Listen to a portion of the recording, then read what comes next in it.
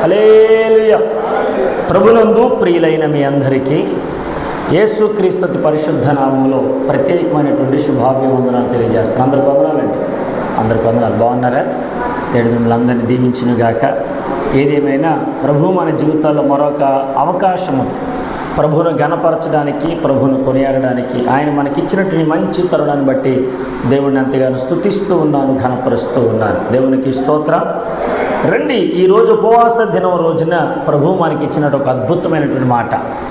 దేవునికి ఇష్టమైన ఉపవాసము ఏమిటి? ఆమేన్.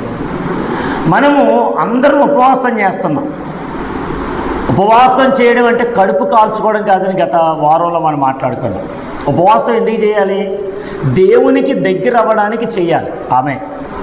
హల్లెలూయా.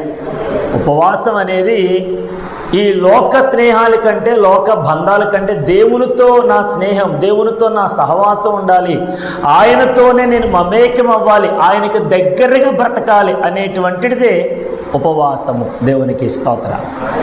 మరొక మాట చెప్తూ ఉన్నాను, ఉపవాసము దేవునికి ఇష్టకరంగా ఉందా లేదా? ఆమేన్. దేవునికి ఇష్టమైనటువంటి ఉపవాసం మనం చేయగలుగుతున్నామా లేదా? ఈ రోజున మనుషులను సంతోషపెట్టడానికి నానా రకాల పనులు చేసే మనుషులు చాలామంది లేకపోలేదు. మనుషులు నన్ను చూసి ఏమనుకుంటారా, మనుషులు నన్ను చూసి ఎలాగ ఆలోచిస్తారా, మనుషులు నాతో కలిసి స్నేహంగా ఉంటారా, నాతో సహవాసం చేస్తారా, నాతో మాట్లాడతారా, నాతో ఐక్యంగా ఉంటారా, ఇప్పుడు అటువంటి వారిని నేను ఆకర్షించాలంటే నేను ఏమి చేయాలి అని మనుషులను సంతోషపెట్టడానికి అనేక రకరకాల కార్యకలాపాలలో చేస్తూ ఉన్నారు ఈనాటి జనం. దేవునికి స్తోత్రం. రండి, దేవుని యొక్క వాక్యంలో దేవునికి ఇష్టమైన ఉపవాసాన్ని ఈరోజు మనం నేర్చుకుందాం. చదవండి, యెషయా గ్రంథం 58వ అధ్యాయము 6వ వచన భాగం. The book of Isaiah chapter number 58 verse 6. 58వ అధ్యాయము 6వ వచన భాగం యెషయా గ్రంథం. దుర్మార్గులు కట్టిన కట్లను విప్పుటయు, కాడిమాను మేకులు తీయుటయు, బాధింపబడిన వారిని విడిపించుటయు, ప్రతి కాడిని విరగొట్టుటయు నేను ఏర్పరచుకున్న ఉపవాసము కదా. దేవునికి స్తోత్రం. చెప్పండి హల్లెలూయా. దేవునికి ఇష్టమైన ఉపవాసం ఏంటి? ఈ రోజున ఉపవాసం అనేటువంటిది ఏదో పేరుకు మాత్రమే చేసేటువంటి వారిగా ఉన్నారు. మరొక మాట చెప్తాను, గుర్తుపెట్టుకోండి. మనం గత సంవత్సరం అక్టోబర్ మాసంలో ఉపవాస పండుగలు పెట్టాం. గత సంవత్సరం అక్టోబర్ మాసంలో 3 రోజులు ఉపవాస పండుగలు పెట్టాం. దేనికోసం? మన సంఘ అభివృద్ధి కోసమా? సంఘ ఆత్మీయం కోసమా? సంఘ క్షేమాభివృద్ధి కోసమా? సంఘములో ఉండేటువంటి ప్రజల కోసమా, విశ్వాసుల కోసమా? కాదు. దేవునితో మన సహవాసం ఎలా ఉందో తెలుసుకోవడానికి. దేవునికి స్తోత్రం. ఎవరైతే లోకంలో చెడిపోతూ ఉన్నారో, నశించిపోతూ ఉన్నారో వారందరినీ మరలా దేవునికి దగ్గరగా చేయడానికి. దేవునికి స్తోత్రం. అమ్మా హల్లెలూయా. ప్రియమైన బిడ్డలారా, ఈ రోజున ఉపవాసం అనేది ఎవరి కోసం చేయాలి? దేవునికి ఇష్టమైనటువంటి ఉపవాసం మనం ఎట్లా చేయాలి? ఆమేన్. హల్లెలూయా. ప్రతి ఒక్కరు కూడా వంటలు వండుతారు. అందరూ కూడా రకరకాల వంటలు నేర్చుకొని ఎన్నో రకాలైనటువంటి వంటలు వండడానికి ఇష్టపడుతూ ఉంటారు. ఈ వంటలు వండేది ఎవరు మెచ్చుకుంటారని? ఇంట్లో ఉండేటువంటి భర్తే మెచ్చుకోలేదనుకో, ఊరిలో ఉన్న వారందరూ మెచ్చుకున్నా వేస్టేగా. ఆమేన్. హల్లెలూయా. ఇంట్లో ఉండేటువంటి భర్త నువ్వు చేసినటువంటి వంటకాన్ని రుచి చూసి, అమ్మాయి చాలా మంచిగా వండావు, చాలా అద్భుతంగా చేసావు, అసలు నీలాగా ఎవరు వండలేరు అమ్మాయి అని ఎంతగానో మెచ్చుకున్నారనుకో, అబ్బా నా భర్తకి ఇష్టమైనటువంటి వంటకం నేను చేశాను అని చెప్పి నీకు ఒక సంతృప్తి ఉంటుంది. అలాగే దేవునికి ఇష్టమైనటువంటి ఉపవాసం నువ్వు చేసావా, దేవుడు సంతోషపడతాడు. ఆమేన్. దేవుణ్ణి సంతోషపెట్టకపోతే నిన్ను సృష్టించినటువంటి ఈ సృష్టికర్తను నువ్వు ఎంతగైనాను సంతోషపెట్టకుండా, ఆనంద పెట్టకుండా, మహిమపరచకుండా, ఆరాధించకుండా ఈ లోకంలో నువ్వు ఎంత ఖర్చు పెట్టినా, ఎన్ని దశంభాగాలు ఇచ్చినా, ఎంత ఉపవాసం ఉన్నా, ఎంత ప్రార్థన చేసినా, ఎంత కన్నీరు కార్చినా నీ దేవుడు మాత్రం సంతోషపడనే పడడు. దేవునికి స్తోత్రం. చెప్పండి హల్లెలూయా, చెప్పండి హల్లెలూయా. రండి, దేవుని యొక్క మాటలు యెషయా గ్రంథంలో 58వ అధ్యాయము 6వ వచనంలో రాయబడిన మాట ఏంటి? దేవునికి ఇష్టమైన ఉపవాసం అంటే ఇదిగో దుర్మార్గులు కట్టిన కట్లను విప్పాలి. హల్లెలూయా, చెప్పండి హల్లెలూయా. ఇప్పుడు దేవునికి ఇష్టమైనటువంటి ఉపవాసం ఏంటి?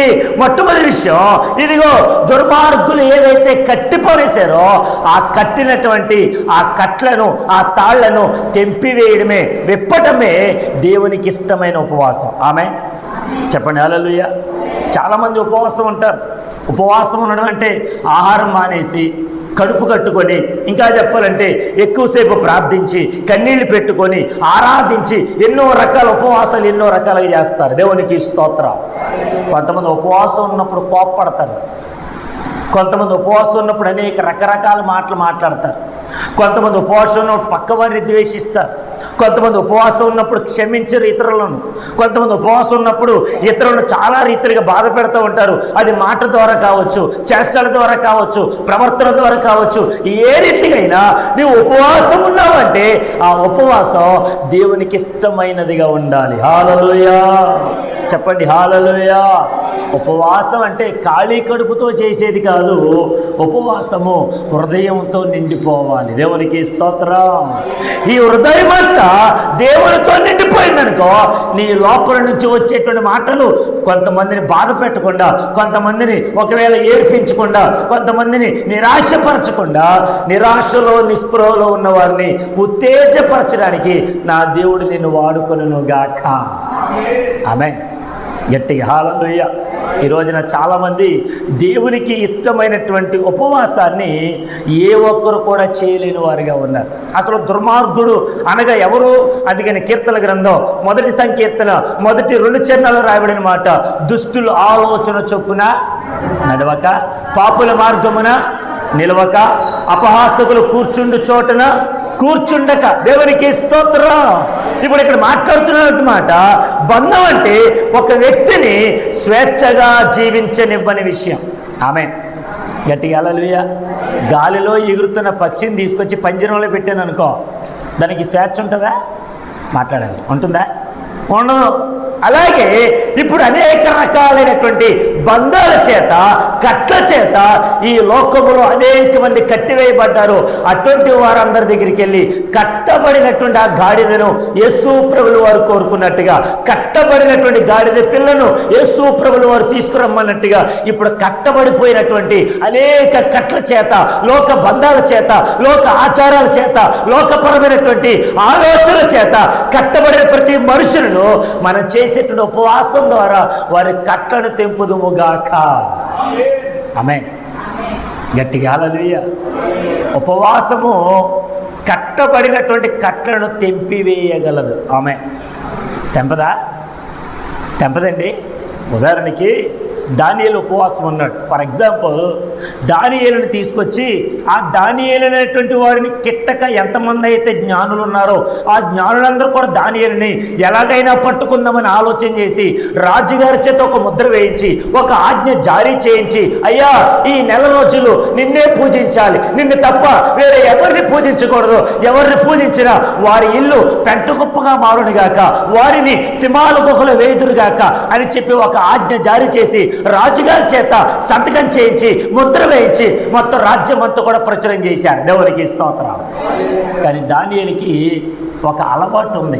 ఏంటి అలవాటు అంటే ప్రతిరోజు కూడా తన గదిలోనికి వెళ్ళి ఆ తూర్పు వైపు ఉండేటువంటి ఆ యెరూషలేము యొక్క ఆ మందిరం కనబడేటట్లుగా ఉండేటువంటి కిటికీని ఓపెన్ చేసి దాని వైపు 2 చేతులు ఆకాశము తట్టెత్తి ప్రతిరోజు 3 సార్లు ప్రార్థన చేసే అలవాటు దానియేలు గారికి ఉంది. దేవునికి స్తోత్రం. ఎప్పుడైతే ఈ దానియేలు ప్రతిరోజు ఆ రీతిగా ప్రార్థన చేస్తూ ఉన్నాడో, దేవుని గణపరుస్తూ ఉన్నాడో, వెంటనే ఇతరంటే కిట్టనటువంటి ఆ జ్ఞానులందరూ కూడా రాజుగారి దగ్గరికి వెళ్ళి, రాజా ఈ నెల రోజుల్లో నిన్నే పూజించాలి, నిన్నే గణపరచాలి, నీ దగ్గరే ఉండాలి, నీకే కొలువు చేయాలి అని చెప్పినప్పటికైనాను మన అంతఃపురంలో ఉండేటువంటి ఈ దానియేలు అనేటువంటి భక్తుడు వేరే ప్రదేశం నుంచి మనం ఎప్పుడైతే చెరలోనికి తీసుకొచ్చామో ఈ చెరలో ఉన్నవాడు నిన్ను గణపరచకుండా, నిన్ను ఆరాధించకుండా, నీకు విలువివ్వకుండా, అదిగో ఆ యెరూషలేము వైపు చేతులెత్తి ముమ్మారు ప్రార్థన చేస్తున్నాడు రాజా. అటువంటి వాడు బతకూడదు, అటువంటి వాడు తీసుకొచ్చిందా సింహాల బోనులో వేసేద్దా. బాగా ఆలకించండి. ఎప్పుడైతే దానియేలు తీసుకొచ్చి ఆ సింహాల బోనులో వేసేశారో వెంటనే రాజు ఎంతో వేదన పడ్డాడు, రాజు ఎంతో చింతపడ్డాడు. అయ్యో, ఈ దానియేలే ఉంటే కనుక నాకు ఎటువంటి సమస్య ఉండదు, ఎటువంటి బాధ ఉండదు. కానీ అటువంటిది దానియేలు తీసుకొచ్చి సింహాల బోన్లో వేసేసేమే. అసలు ఆ సేవకుని ఎలా ఉంటాడు ఏంటో. దేవునికి స్తోత్రం, గట్టిగా హల్లెలూయా. ఒక దాసుడి కోసం రాజు కలత చెందాడు. ఒక దాసుడి కోసం రాజు ఎంతో ఉపవాసం ఉన్నాడు. ఒక దాసుడి కోసం ఆయన అనేక రకాలైనటువంటి ఆ సంగీత వాయిద్యాలు, ఆ పరికరాలు కూడా పక్కన పెట్టి మౌనంగా ఉండిపోయాడు ఆ రాత్రంతా. ఒక మాట చెప్పమంటారా, ఏ సింహాల బోనులైతే దానియేలుని వేశారో రాజు ఉపవాసం ఉండి ఉదయం వరకు అతని కొరకు ఎదురు చూస్తూ ఉన్నాడు, అతని కొరకు ఎదురు చూస్తూ ఉన్నాడు. కానీ సింహాల బోరులో ఉన్నటువంటి దానియేలు మాత్రం మంచిగా ప్రార్థనాపరుడిగా ఆయన కూడా ఉపవాసం ఉన్నాడేమో, సింహాలు కూడా ఉపవాసం ఉన్నాయేమో. ఆ గదంతా కూడా వెలుగుతో నింపబడిందంటే దేవునికి స్తోత్రం, గట్టిగా హల్లెలూయా. ఇప్పుడు ఉపవాసం అంటే కట్టబడినటువంటి కట్లను ఏం చేయాలంట? అక్కడ రాబడినటువంటి మాట 58వ అధ్యాయము 6వ వచనంలో, దుర్మార్గులు కట్టిన కట్లను విప్పాలి. ఈరోజు నీ దేవుని సన్నిధికి రానివ్వకుండా ఏ కట్ల చేత అయితే నువ్వు కట్టబడ్డావో, ఏ బానిసగా అయితే నువ్వు మారిపోయావో, ఏ యొక్క అల్లరితనమైనటువంటి ఆటపాట్ల చేత కట్టబడ్డావో ఆ కట్లన్నీ కూడా యేసుక్రీస్తు నామములో తెంపివేయబడును గాక. హల్లెలూయా. నా ప్రభువే సమస్తమును కూడా ఆయన తెంపివేయను గాక. ఆమేన్. ఎవరు తెంపాలండి? యేసు ప్రభుల వారే ఆయన తెంపివేస్తాడు. ఎట్లా తెలుసా? మన ఉపవాసం ఉండి ప్రార్థన చేసినప్పుడు. దేవునికి స్తోత్రం, చెప్పండి హల్లెలూయా. ఈ రోజున చాలామంది ఉపవాసం అనేటువంటిది చేస్తున్నారేమో కానీ కట్టబడినటువంటి కట్లతో అలాగే నింపబడుతున్నారు. ఇక్కడ రాయబడిన మాట ఏంటంటే, ఆత్మీయంగా చూస్తే కొంతమంది పాపపు బంధాలతో పాపపు కట్ల చేత కట్టబడ్డారు, మరికొంతమంది కోపపు బంధాల చేత కట్టబడ్డారు, మరికొంతమంది ద్వేషపు బంధాల చేత కట్టబడ్డారు. ఈ రీతిగా చెప్పుకుంటూ పోతే అనేక చెడు అలవాట్లకు, చెడు వ్యసనాలకు, అనేక భయాలకు, అనేక నిరాశలకు వాళ్ళందరూ కూడా కట్టబడిపోయి దేవుడిచ్చేటువంటి ఆ రక్షణ భాగ్యాన్ని పొందుకోలేక ఆ లోకంలోనే పడి అగ్నిగుండానికి ఆహుతి అయిపోవడానికి సిద్ధపడ్డారు. దేవునికి స్తోత్రం, చెప్పండి హల్లెలూయా. ప్రియ దేవుని బిడ్డలారా,